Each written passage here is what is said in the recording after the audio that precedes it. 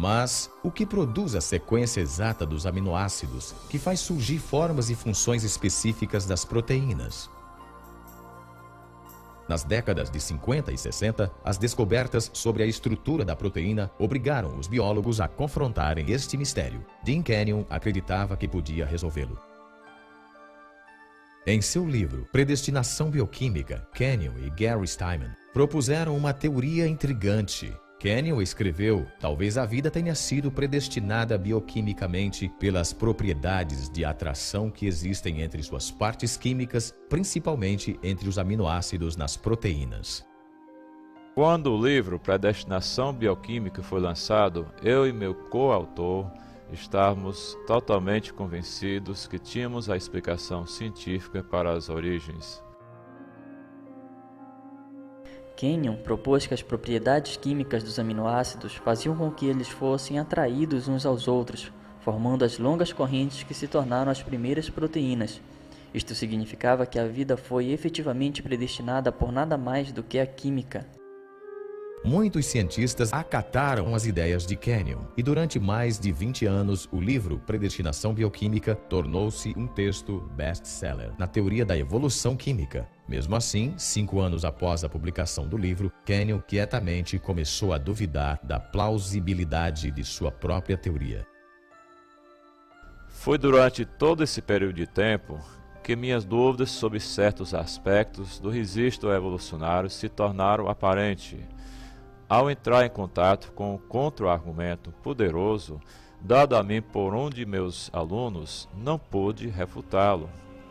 Kenyon teve que explicar como as primeiras proteínas poderiam ter sido montadas sem a ajuda de instruções genéticas. Nas células vivas, hoje, as correntes de aminoácidos não são formadas diretamente pelas forças de atração entre suas partes, como Kenyon sugeriu.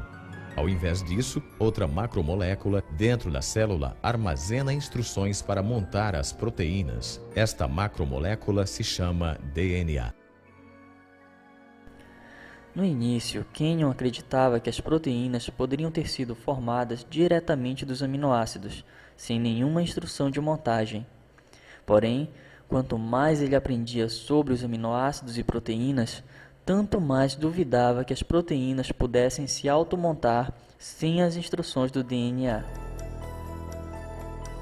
No DNA, Kenyon encontrou uma molécula com uma propriedade que ele não podia explicar através dos processos naturais, porque, guardada na sua estrutura em dupla hélice, há uma abundância de informações na forma de substâncias químicas precisamente sequenciadas, que os cientistas representam com as letras A, C, T e G. Numa linguagem escrita, a informação é comunicada pela organização das letras. Do mesmo modo, as instruções necessárias para montar aminoácidos em proteínas são enviadas pelas sequências de substâncias químicas organizadas ao longo da escada do DNA. Este código químico tem sido chamado a linguagem da vida. Ele é o mais compacto e elaboradamente detalhado conjunto de informações que se conhece no universo. Como outros cientistas trabalhando na origem da vida, Kenyon notou que tinha duas escolhas. Ou tinha que explicar de onde vinham estas instruções genéticas de montagem, ou como as proteínas poderiam ter surgido diretamente dos aminoácidos sem o DNA nos oceanos primitivos. No final, ele viu que não podia explicar nenhum nem outro.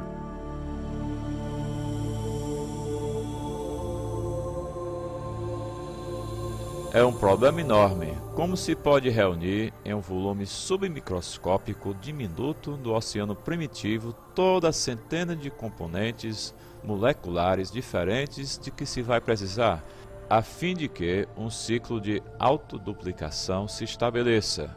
Assim, minhas dúvidas sobre os aminoácidos se organizando sozinhos numa sequência biológica significativa, sem a presença do material genético pré-existente, acabou atingindo, pelo menos para mim, o limite, já no fim da década de 70. Enquanto Kenyon reavaliava sua teoria, novas descobertas bioquímicas confirmaram a impossibilidade da autoformação de proteínas. Quanto mais pesquisava, incluindo até um período no centro de pesquisa da NASA Ames, mas se tornou aparente que havia dificuldades múltiplas com a ideia da evolução química. Experiências posteriores mostraram que os aminoácidos não têm capacidade de se organizar sozinhos em qualquer sequência biologicamente significativa. Diante de dificuldades crescentes em sua própria teoria e uma quantidade cada vez maior de dados sobre a importância do DNA, Kenyon foi forçado a enfrentar a importância da informação genética. Quanto mais pensava na alternativa apresentada na crítica e no problema enorme que todos nós que trabalhávamos nesse campo havíamos deixado de tratar, o problema da origem da informação genética em si, então tive que realmente reavaliar completamente minha posição em relação às origens. Para Dean Kenyon, uma nova pergunta tornou-se o foco de sua busca pela origem da vida. Qual era a fonte de informação biológica no DNA? Se pudesse chegar à origem das mensagens codificadas no mecanismo da vida, então poderia realmente chegar a algo muito mais satisfatório intelectualmente do que a teoria da evolução química. Ainda assim, Kenyon via que tinha diante de si um número limitado de opções. Já nos anos 70, muitos pesquisadores haviam rejeitado a ideia de que a informação necessária para a origem da primeira célula fora apenas o acaso. A fim de entender por quê, considere a dificuldade de se gerar apenas 2 linhas da peça de Shakespeare, Hamlet, jogando-se as letras do alfabeto em cima de uma mesa.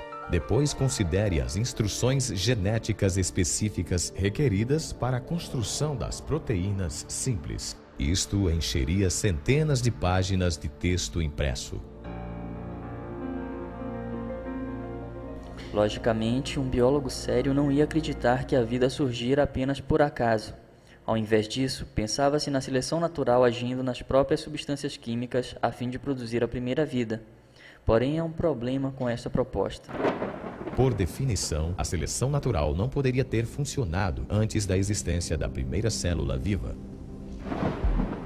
Ela só pode agir sobre organismos capazes de se reproduzir, células equipadas com DNA, as quais passam as mudanças genéticas às futuras gerações. Sem o DNA não existe autoduplicação, mas sem a autoduplicação não existe a seleção natural. Assim, não se pode usar a seleção natural para explicar a origem do DNA sem supor a existência da própria coisa que se tenta explicar. O acaso, a seleção natural e a própria teoria de Kenyon sobre a auto-organização, tudo ficou sem explicar a origem da informação genética. Kenyon agora via apenas uma única alternativa. Não existe a menor chance de uma origem através da evolução química, para até mesmo a mais simples das células. Assim, o conceito da vida, sendo resultado de um projeto inteligente, tornou-se imensamente atrativo para mim e fazia muito sentido, pois combinava intimamente com as descobertas múltiplas da biologia molecular. Nos anos desde que Kenyon rejeitou a evolução química, a ciência revelou detalhes de um sistema completo de processamento de informação que leva ao carimbo oficial de um projeto inteligente.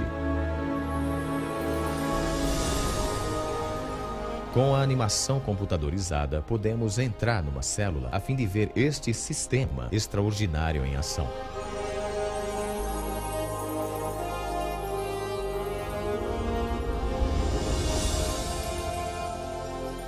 Após entrar no coração da célula, vemos os altamente enroscados fios de DNA, armazéns para as instruções necessárias a fim de se fabricar cada proteína no organismo.